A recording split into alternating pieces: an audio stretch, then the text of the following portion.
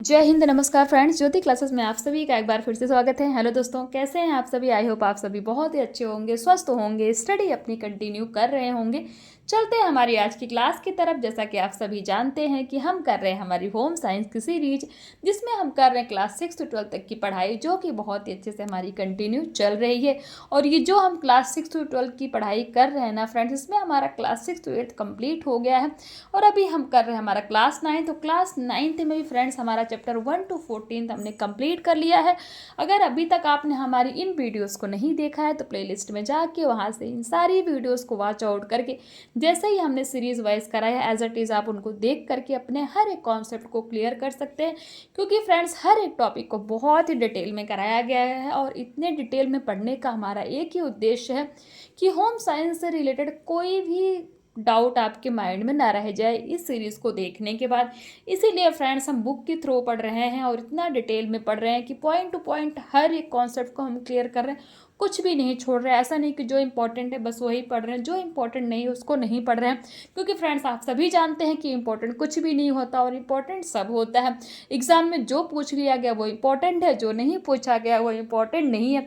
वो depend on examiner के mind पे करता है कि एग्जामिनर का माइंड कैसा है। जो क्वेश्चन पेपर बनाता है, क्वेश्चन पेपर बनाने के ऊपर डिपेंड करता है कि वो क्या क्वेश्चन हमसे पूछ सकता है, और जो आ गया वही हमारा जो है इम्पोर्टेंट हो जाता है। इसीलिए फ्रेंड्स हमने ये सीरीज स्टार्ट की है कि आपको हर एक टॉपिक पढ़ना है, हर एक चीज़ पढ़ना है। ये नहीं कि आप ये पढ़ लिया आपने, इसको छोड़ दो, इसको पढ़ के इसको छोड़ दो, ऐसा कुछ नहीं है फ्रेंड्स। इसीलिए हम इतना डिटेल में पढ़ रहे हैं। तो प्लीज़ अगर आप चैनल पर नए आए हैं तो चैनल को सब्सक्राइब अवश्य कर लीजिए इसी तरह डिटेल में और अच्छी तरह से होम साइंस को पढ़ने के लिए। और हाँ, बेल आइकन अवश्य प्रेस कीजिए, इससे जब भी वीडियो अपलोड होना नोटिफिकेशन आपके पास पहुँचे और आप हमारी इस सीरीज का हिस्सा बन सके। और इन वीडियोस को ज़्यादा से ज़्यादा अपने दोस्तों के साथ भी शेयर कीजिए ताकि वो भी हमारे साथ जुड़ के हमारी इस सीरीज़ का हिस्सा बन सके। और साथ ही साथ फ्रेंड्स बहुत ही इंपॉर्टेंट पॉइंट मैं बोलना चाहूँगी कि प्लीज़ अपना अपनी रिस्पॉन्स हमें अवश्य किया करिए, अपनी राय हमें अवश्य दें, चाहे कमेंट के माध्यम से चाहे कैसे भी है, बट रिस्पॉन्स अवश्य किया करिए। क्योंकि आप वीडियो देख लेते हैं बट रिस्पॉन्स नहीं करते। तो अगर आप रिस्पॉन्स नहीं करेंगे तो फ्रेंड्स मुझे क्या पता लगेगा कि आपको ये सीरीज पसंद आ रही है, आपको इसका बेनिफिट मिल रहा है या नहीं मिल रहा है। कुछ तो आप रिस्पॉन्स अवश्य किया करिए फ्रेंड्स। प्लीज़ आप सभी से निवेदन है कि आप वीडियो तो देखते ही देखते हैं, बेल प्लस आप उसका रिस्पॉन्स भी अवश्य किया करिए, जिससे मैं भी डेली एक एनर्जी के साथ आपके साथ प्रेजेंट हूँ। क्योंकि मुझे भी लगे कि हाँ, हम जो पढ़ा रहे हैं हमारे व्यूवर्स को चीज़ें समझ में आ रही हैं कि नहीं आ रही। तो चलते हैं हमारी आज की क्लास की तरफ। आज की क्लास में फ्रेंड्स हम करने वाले हैं हमारा क्लास 9 का चैप्टर 15 यानी कि पंचम खंड हम देखेंगे, जिसमें प्राथमिक चिकित्सा तथा गृह परिचर्या है। तो ये है हमारा 5वां खंड। अब इसमें हमारा जो चैप्टर 15 है उसमें हम कवर करेंगे प्राथमिक चिकित्सा के मुख्य सिद्धांत। प्राथमिक चिकित्सा इट मीन्स फर्स्ट एड। आपको याद होगा अगर आपने हमारी क्लास 6 to 8 की वीडियोस को देखी, जो भी हमारे पुराने व्यूअर्स हैं, हमने फर्स्ट एड के बारे में बहुत ही डिटेल में पढ़ा है। हर एक क्लास में 6th में भी, 7th में भी, 8th में भी हमने बहुत ही अच्छे से ये सबको पढ़ा है और बहुत ही अच्छे से जाना है कि फर्स्ट एड क्या होता है, फर्स्ट एड का मीनिंग क्या होता है, हमने सबको पढ़ा है। फिर भी इस क्लास के माध्यम से एक बार इसका रिवीजन भी हम कर लेंगे, थोड़ा और एडवांस लेवल पे हम इसको जानेंगे फर्स्ट एड को। क्योंकि मैंने आपको पहले ही बताया कि हम क्या कर रहे हैं, बेसिक टू एडवांस जा रहे हैं। पहले हमने अपना बेस स्ट्रॉन्ग बनाना है, देन हमें एडवांस लेवल की पढ़ाई करनी है। तो इसी के साथ हम जो है अपने ये इसी स्ट्रेटेजी के साथ फ्रेंड्स हम अपनी ये सीरीज हमने स्टार्ट की है। तो देखते हैं प्राथमिक चिकित्सा के मुख्य सिद्धांत में वैसे हम कवर क्या क्या करने वाले हैं, ये देख लीजिए आप। तो फ्रेंड्स प्राथमिक चिकित्सा के मुख्य सिद्धांत में हम देखेंगे प्राथमिक चिकित्सा का अर्थ व परिभाषा, प्राथमिक चिकित्सा का उद्देश्य क्या है, प्राथमिक चिकित्सा के सिद्धांत एवं नियम के बारे में जानेंगे। प्राथमिक चिकित्सा के लिए आवश्यक सामग्री क्या क्या होती है, प्राथमिक चिकित्सा के गुण, आवश्यक गुण यानी कि प्राथमिक चिकित्सक के आवश्यक गुण क्या होते हैं, जो व्यक्ति प्राथमिक चिकित्सा देता है उसके आवश्यक गुण क्या होते हैं, प्राथमिक चिकित्सक के कर्तव्य क्या क्या होते हैं, इनके बारे में यानी कि जितने ही सारे हमने ये पॉइंट्स देखे हैं फ्रेंड्स, इन सारे ही पॉइंट्स को हम इस चैप्टर के माध्यम से कवर करेंगे। आई होप आपको एक बार पूरा ओवरव्यू मिल गया होगा कि इस पूरे चैप्टर में हम क्या क्या पॉइंट कवर अप करने वाले हैं। तो ये तो था फ्रेंड्स हमारा इस पूरे चैप्टर का ओवरव्यू। स्टार्ट करते हैं। अब ये देख लीजिए, जीवन में किसी भी व्यक्ति का कहीं भी दुर्घटनाग्रस्त होना एक सामान्य बात है। इन आकस्मिक घटनाओं से बचा नहीं जा सकता, लेकिन इन दुर्घटनाओं से होने वाली क्षति को अवश्य ही कम किया जा सकता है।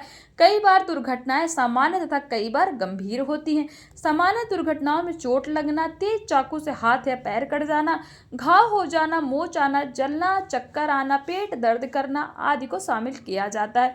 वहीं गंभीर दुर्घटनाओं में हड्डियां टूटना, मस्तिष्क में गंभीर चोट आना, आग से झुलस जाना, पानी में डूबना, आंख, नाक, कान अथवा गले में किसी अनपेक्षित वस्तु का प्रवेश, सांप का दंत आदि को शामिल किया जाता है। इन सभी दुर्घटनाओं से शरीर को कुछ न कुछ क्षति होती है और कई बार मृत्यु तक भी हो जाती है। इन सभी मामलों में चिकित्सकों की आवश्यकता पड़ती है। जरूरी नहीं कि दुर्घटना के समय चिकित्सक उपलब्ध, यानी कि जो हमारे डॉक्टर्स होते हैं, ऐसा थोड़ी कि कोई भी, जैसे हमारा पैर कट गया, चाकू लग गया है, कुछ भी हो गया तो उस समय तो थोड़ी हमारे पास डॉक्टर मौजूद होते हैं। तो ऐसी स्थिति में प्राथमिक चिकित्सा आवश्यक हो जाती है। किसी रोग के होने या चोट लगने पर किसी प्रशिक्षित या अप्रशिक्षित व्यक्ति द्वारा जो सीमित उपचार किया जाता है उसे प्राथमिक उपचार या प्राथमिक चिकित्सा, इट मीन्स फर्स्ट एड कहा जाता है। आई होप आपको पता लग गया फर्स्ट एड क्या होता है। प्राथमिक चिकित्सा का अर्थ और परिभाषा है, देख लेते हैं और अच्छे से समझ में आएगा। दुर्घटना या बीमार होने पर चिकित्सक के पास जाना एक स्वाभाविक घटना है, यानी कि जब भी कोई दुर्घटना हमारे साथ होती है, हम बीमार होते हैं, तो स्वाभाविक सी बात है हम डॉक्टर के पास जाते हैं। लेकिन यह आवश्यक नहीं है कि आपको डॉक्टर हमेशा उपलब्ध हो, अर्थात रोगी को चिकित्सक की सहायता की तत्काल आवश्यकता होती है और ऐसा न होने पर घायल व्यक्ति या रोगी की दशा अधिक बिगड़ने की संभावना बनी रहती। इसी क्रम में दुर्घटना स्थल पर उपस्थित व्यक्तियों द्वारा दी गई चिकित्सीय मदद प्राथमिक चिकित्सा कहलाती है। दूसरे शब्दों में, चिकित्सक के आने से पूर्व आकस्मिक रूप से रोगी या घायल हुए व्यक्ति को दी जाने वाली सहायता एवं उपचार ही प्राथमिक चिकित्सा कहलाती है। आई होप आपको समझ में आ गया होगा। सेंट जॉन्स एम्बुलेंस के अनुसार, सेंट जॉन्स एम्बुलेंस का स्टेटमेंट देखते क्या कहता है प्राथमिक चिकित्सक के बारे में। तो सेंट जॉन्स एम्बुलेंस कहते हैं कि प्राथमिक चिकित्सा वह है जो किसी व्यक्ति को चोट लगने अथवा अकस्मात बीमार पड़ने की स्थिति में डॉक्टर के वहां पहुंचने से पूर्व सहायता अथवा मरहम पट्टी के रूप में प्रदान की जाती है। ये कौन कहता है? ये कहते हैं हमारे सेंट जॉन्स, जो हमारे एम्बुलेंस है, उनका ये स्टेटमेंट है प्राथमिक चिकित्सा के बारे में। आई होप प्राथमिक चिकित्सा का अर्थ आपको समझ में आ गया होगा कि प्राथमिक चिकित्सा कहते किसे हैं। आपने देखा होगा जब किसी को चोट लग जाती है तो हमारे पास थोड़े बहुत जो है फर्स्ट एड बॉक्स बहुत से लोग घर में ही रखते हैं, जिसमें थोड़ा सा हमारा सेवलॉन हो गया, कोई एंटीसेप्टिक क्रीम हो गई है, कॉटन हो गया है, तो ये सारी चीज़ें हम उसमें रखते हैं। और जब भी बच्चे हैं कहीं गिर पड़े, कहीं खुद को भी लग गया तो क्या करते हैं, हम उसको क्लीन करके कोई भी एंटीसेप्टिक क्रीम लगा लेते हैं और हमारा छोटा मोटा घाव घर में ही ठीक हो जाता है।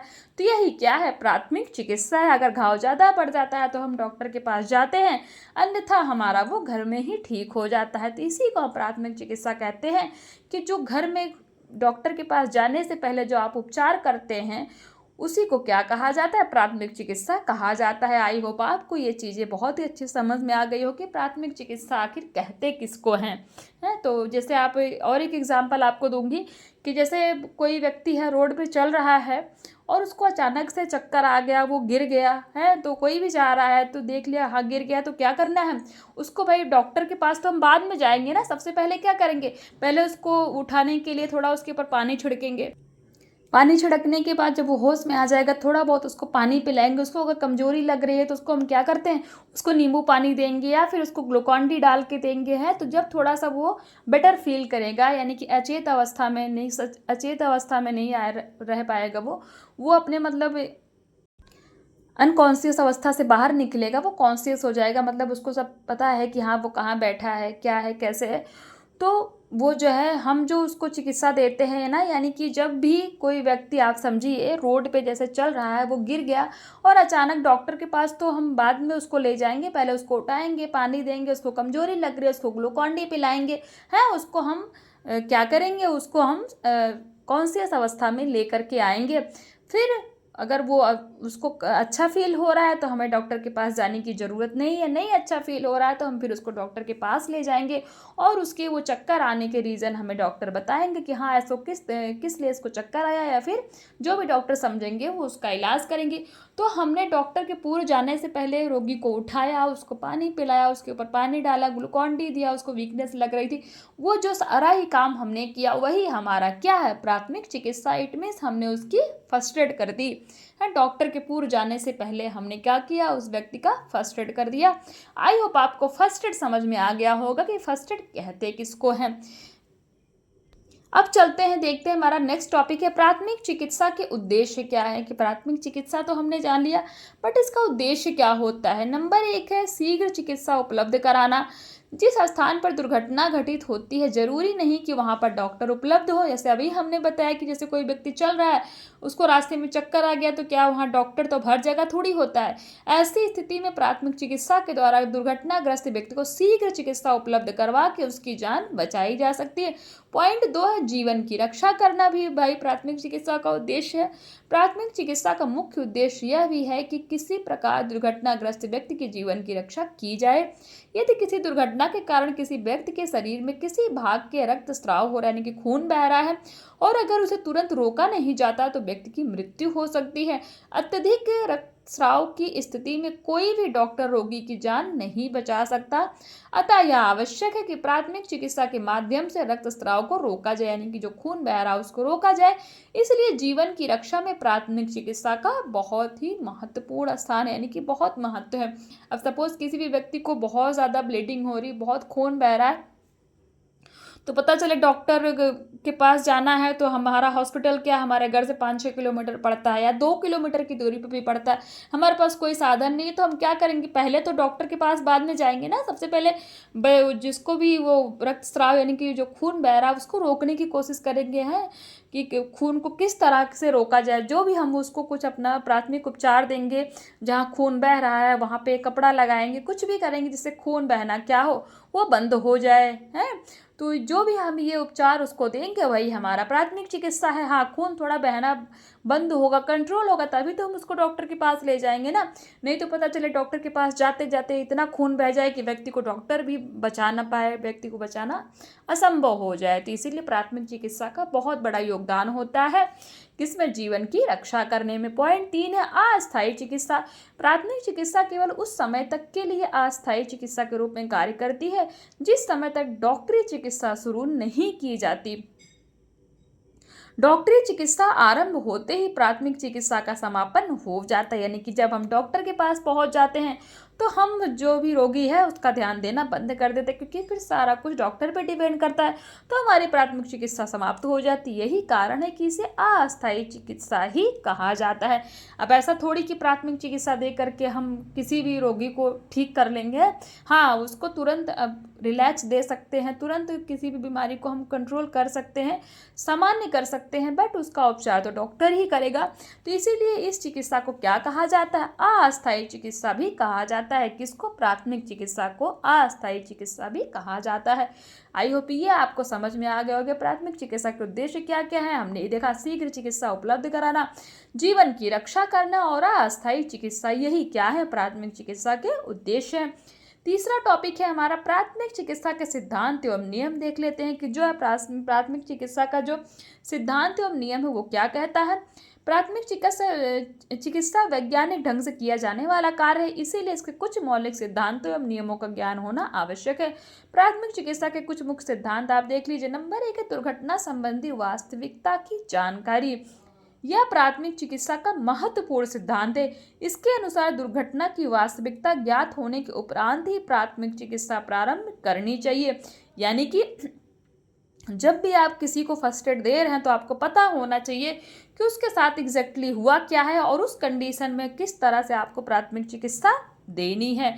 इसके लिए निम्नलिखित बातों पर ध्यान देना चाहिए। नंबर 1, शरीर की कोई हड्डी तो नहीं टूट गई, भाई जब शरीर की हड्डी टूट गई तो उसके लिए अलग प्राथमिक चिकित्सा है। यदि घाव है तो कहाँ कहाँ हुए हैं। तीसरा है, व्यक्ति को सांस लेने में कोई कठिनाई तो नहीं हो रही है, कहीं विष खाने का लक्षण तो नहीं है, यानी कि किसी ने विष तो नहीं खा लिया, जहर तो नहीं खा लिया, शरीर के किसी अंग से रक्त स्राव तो नहीं हो रहा। उपरोक्त बातों की जानकारी प्राप्त करके ही प्राथमिक चिकित्सा प्रारंभ की जाती है। दूसरा पॉइंट कहता है चिकित्सक से संपर्क। प्राथमिक चिकित्सा का ये भी बहुत इंपॉर्टेंट सिद्धांत है। क्या? चिकित्सक से संपर्क, यानी कि डॉक्टर से संपर्क में रहना चाहिए। दुर्घटना गंभीर हो या धारदार शस्त्र या गोली का घाव हो तो अतिशीघ्र चिकित्सक से संपर्क करना अनिवार्य होता है। संपर्क के लिए टेलीफोन एक उपयोगी माध्यम होता है, परंतु टेलीफोन की सुविधा उपलब्ध न होने पर किसी विश्वसनीय व्यक्ति को भेजकर चिकित्सक से संपर्क करना भी एक अच्छा विकल्प हो सकता है। देखते हैं आगे। दुर्घटना एवं उसके प्रभाव को ध्यान में रखकर सदैव उपयुक्त चिकित्सक ही संपर्क स्थापित करना चाहिए। जैसे हाथ पैर की हड्डी टूटने पर आर्थोपेडिक, यानी कि हड्डी के विशेषज्ञ जो होते हैं उनको क्या कहते हैं? आर्थोपेडिक कहते हैं, की सेवा लेनी चाहिए, यानी कि उनसे संपर्क करना चाहिए। तीसरा पॉइंट है कृत्रिम श्वसन है। देखते हैं इसके अंतर्गत क्या होता है। पॉइंट 1 है, सर्वप्रथम इस बात की जांच कर लेनी चाहिए कि दुर्घटनाग्रस्त व्यक्ति की सांसें चल रही हैं या नहीं। अगर व्यक्ति सांस लेने में सक्षम नहीं हो पा रहा है तो उसके मुंह व गले को साफ कराना चाहिए तथा उसके सिर को पीछे की ओर झुकाकर उसके नीचे के जबड़े को ऊपर खींचना चाहिए। पॉइंट 2, इसके बावजूद भी दुर्घटनाग्रस्त व्यक्ति सांस नहीं ले पा रहा है तो उसे कृत्रिम सांस देने का प्रयास करना चाहिए तथा अतिशीघ्र ऑक्सीजन की सुविधा उपलब्ध करानी चाहिए। दूसरा जो सिद्धांत है रक्तस्राव रोकना, यानी किसी को खून बह रहा है तो जो प्राथमिक चिकित्सा का जो सिद्धांत है वो क्या कहता है कि पहले तो आपको ये इंश्योर करना है कि खून को रोकना है। जो खून बह रहा है तो रक्त प्रवाह को रोकने के लिए तुरंत कार्य करना चाहिए। इसके लिए पट्टी या रुमाल आदि से घाव को बांधा जा सकता है, क्योंकि कभी कभी अत्यधिक रक्तस्राव भी मृत्यु का कारण बनता है। तीसरा सिद्धांत क्या कहता है? शरीर को गर्म रखना है। यदि कोई व्यक्ति घायल हो और उसके शरीर में लगातार रक्तस्राव हो रहा हो तो उसे गर्म रखने का भरसक प्रयास करना चाहिए। इसके लिए चाय, कॉफी एवं गर्म दूध आदि का उपयोग लाभकारी होता है। इस प्रकार की स्थिति में कभी भी दुर्घटनाग्रस्त व्यक्ति को ठंडा पानी नहीं पिलाना चाहिए। और पॉइंट 6 कहता है दवा लगाकर पट्टी बांधना। यदि घाव है तो उस पर दवा लगाकर उसे पट्टी से बांध देना चाहिए, क्योंकि इससे बाह्य संक्रमण शरीर में प्रवेश नहीं कर पाते। 7वां सिद्धांत क्या कहता है? घायल अंगों को सहारा देना। घायल अंगों को सहारा देकर घायल व्यक्ति को आरामदायक स्थिति प्रदान करनी चाहिए। इससे व्यक्ति को पीड़ा से तत्काल मुक्ति मिलती है। अंग को सहारा देने के लिए पट्टियां, झोलों, खपच्चियों तथा तकिए आदि का प्रयोग करना चाहिए। पॉइंट 8 कहता है व्यक्ति को हमेशा होश में लाना। यह भी क्या है? प्राथमिक चिकित्सा के सिद्धांत में आता है। दुर्घटना से ग्रसित बेहोश व्यक्ति को सर्वप्रथम चेतना अवस्था होश में लाना चाहिए। इसके लिए उसे खुली जगह पर ले जाकर पंखा करना चाहिए तथा पानी के छींटे मारने चाहिए। अभी हमने आपको बताया था। पॉइंट 9 कहता है प्राथमिक चिकित्सा के सिद्धांत में घायल को हिलाएं डुलाएं नहीं। अगर कोई घायल व्यक्ति है तो उसको ज़्यादा हिलाना डुलाना नहीं चाहिए। घायल व्यक्ति को हिलाना डुलाना नहीं चाहिए, क्योंकि इससे उसकी पीड़ा बढ़ती है। विशेषकर हड्डी टूटने अथवा मोच आने के समय इसका विशेष ध्यान रखना चाहिए। 10वां सिद्धांत क्या कहता है, यानी कि प्रिंसिपल क्या है इसका प्राथमिक चिकित्सा का? घायल के पास भीड़ न करें। अगर कोई व्यक्ति घायल है, किसी को बीमारी हुई है, तो उसके पास इंश्योर करने की ज़्यादा भीड़ ना हो।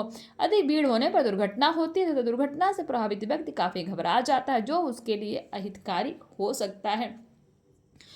पॉइंट 11 में देखते हैं विष निकालने का प्रयास। अगर किसी व्यक्ति ने विष खा लिया हो है या फिर किसी को सांप ने डस लिया हो तब भी तो विष उसके अंदर गया, तो ये कोशिश करना चाहिए कि विष निकालने का प्रयास करना चाहिए। यदि जहर विष की संभावना लगे तो उसको निकालने के लिए वमन उल्टी करानी चाहिए तथा विष के प्रभाव को न्यूनतम करने के सारे उपाय को प्रयोग में लाना चाहिए। पॉइंट 12 कहता है स्वयं के प्रति सिद्धांत। ऐसा स्वभाव है कि दुर्घटनाग्रस्त व्यक्ति की मदद करने में आप स्वयं दुर्घटना के शिकार हो जाएं, तब अपने किसी परिचित को सूचित करना चाहिए जो शीघ्र पहुंचकर प्राथमिक चिकित्सा के उपाय कर सके। अतः स्वयं को भी सुरक्षित रखना भी अति आवश्यक है। ऐसा नहीं कि आप किसी को प्राथमिक चिकित्सा दे रहे हैं और खुद ही आप प्रॉब्लम में फंस जाएं। तो ये भी हमारा जो प्राथमिक चिकित्सा का सिद्धांत है ये भी कहता है कि स्वयं के मतलब स्वयं को भी सुरक्षित रखना है, जिसका आप प्राथमिक चिकित्सा दे रहे हैं उसके साथ साथ अपनी भी रक्षा करनी कि आपको भी कोई दिक्कत ना हो। पॉइंट 2 में है, यदि दुर्घटना गंभीर है जैसे जलने, मकान से किसी व्यक्ति को बचाना हो तो पहले अपनी सुरक्षा का ध्यान रखें व उचित सामग्री जैसे कंबल आदि का प्रयोग करें। बिजली के तार से चिपके हुए व्यक्ति की रक्षा करने हेतु तो आवश्यक सावधानी बरतने की आवश्यकता होती है। देख लेते हैं। तो ये तो फ्रेंड्स हमने जाने क्या प्राथमिक चिकित्सा के सिद्धांत एवं नियम क्या क्या कहते हैं, जो कि बहुत ही इंपॉर्टेंट है, वो सब ही हमने देख लिया। अभी जितने भी टॉपिक हमने अभी पढ़े ना, इन्हीं से रिलेटेड कुछ क्वेश्चन से आप देख सकते हैं। क्वेश्चन 1 कहता है घायल व्यक्ति को सर्वप्रथम किस प्रकार की चिकित्सा देनी चाहिए। हमने पढ़ा अभी प्राथमिक चिकित्सा का प्रमुख सिद्धांत क्या है, घायल अंग को सहारा देने के लिए किसका उपयोग करना चाहिए, और प्रश्न 4 कहता है बेहोश व्यक्ति को होश में लाने के लिए क्या उपचार करना चाहिए। तो बहुत ही इजी क्वेश्चन है, इसका स्क्रीनशॉट लेके आप इसको प्लीज़ सॉल्व किया करिए, तभी पढ़ने का फ्रेंड्स आपको समझ में आएगा कि चीज़ें आपकी समझ में आ रही है कि नहीं, जब आप क्वेश्चन भी साथ साथ में सॉल्व करेंगे। नहीं तो बस पढ़ते जाएंगे, क्वेश्चन ही सॉल्व नहीं हो रहे तो क्या फ़ायदा है पढ़ने का। मैं आपसे बार बार कहती हूँ कि आप जो भी क्वेश्चन से आपको मैं करा रही हूँ ना, प्लीज़ आप इन क्वेश्चंस को खुद करने की कोशिश किया करिए, तभी आपको उसका बेनिफिट दिखेगा इस सीरीज़ का, नहीं तो कोई बेनिफिट नहीं दिखेगा। क्योंकि अगर आपसे क्वेश्चन नहीं सॉल्व हो रहे, क्वेश्चन नहीं बन पा रहे हैं, तो फिर क्या पता कि आपको सीरीज़ समझ में आ भी रही है कि नहीं आ रही। जो भी टॉपिक हम कवर कर रहे हैं, तो आप सभी से रिक्वेस्ट है कि आप पहले पढ़िए, फिर जो भी जितने भी क्वेश्चन मिलते हैं ना, उसको खुद अपने लैंग्वेज में आप उसको सॉल्व करने की कोशिश किया करिए, तो आपके लिए बहुत ही अच्छा होगा। दूसरा टॉपिक हमारा है प्राथमिक चिकित्सा के लिए आवश्यक सामग्री। तो ये है फ्रेंड्स हमारा, बट इसको हम स्टार्ट करेंगे हमारे नेक्स्ट क्लास में हैं। तब तक के लिए मिलते हैं हमारे नेक्स्ट क्लास में, तब तक के लिए आप इसको पढ़ते रहिए। और ये जो क्वेश्चंस मैंने दिया ना, प्लीज़ इनको अवश्य सॉल्व करिए। मैं बार बार कह रही हूँ, क्वेश्चन सॉल्व किया करिए, खुद सॉल्व किया करिए। बुक में जो क्वेश्चन का आंसर आपको दिखता है उस पर ध्यान मत दीजिए, प्लीज़ आप क्वेश्चन पे ध्यान दीजिए फ्रेंड्स। उससे क्या होगा ना, आपको पता लगेगा कि आप जो पढ़ रहे हैं वो चीज़ें आपको समझ में आ रही है कि नहीं। और थोड़ा डिटेल में पढ़ा रही हूँ, तो आई होप आप लोगों को थोड़ा टाइम ज़्यादा लग रहा है तो बोरिंग भी लग रहा होगा, लेकिन फ्रेंड्स किसी भी चीज़ को अच्छे से सीखना है ना, तो उस पर मास्टरी लेनी है तो डिटेल में तो जाना पड़ेगा। क्योंकि शॉर्टकट में तो आप बस ऐसे ही पढ़ सकते हैं, तो इसीलिए डिटेल में एक बार पढ़ लीजिए और फिर दोबारा किताब उठाने की आवश्यकता ना पड़े। ऐसा नहीं है आवश्यकता नहीं पड़ेगी, रिवीजन तो बार बार करना ही पड़ेगा। क्योंकि आप कितना भी पढ़ाई कर लीजिए, अगर आप ने रिवीजन नहीं किया तो भी कोई फ़ायदा नहीं निकलने वाला है। तो बट आपके कॉन्सेप्ट क्लियर होंगे, जब कॉन्सेप्ट क्लियर रहेंगे तो रिवीजन बहुत ही आसानी से आपका हो सकता है। तो मिलते हैं हमारी नेक्स्ट क्लास में, तब तक के लिए जय हिंद, नमस्कार। और हाँ, प्लीज़ फ्रेंड्स चैनल को सब्सक्राइब करके बेल आइकन प्रेस अवश्य कीजिएगा और अपनी राय दीजिएगा। हैं, फिर मिलते हैं नेक्स्ट क्लास में, तब तक के लिए जय हिंद, नमस्कार। हंसते रहिए, मुस्कुराते रहिए, एक दूसरे की हेल्प करते रहिए।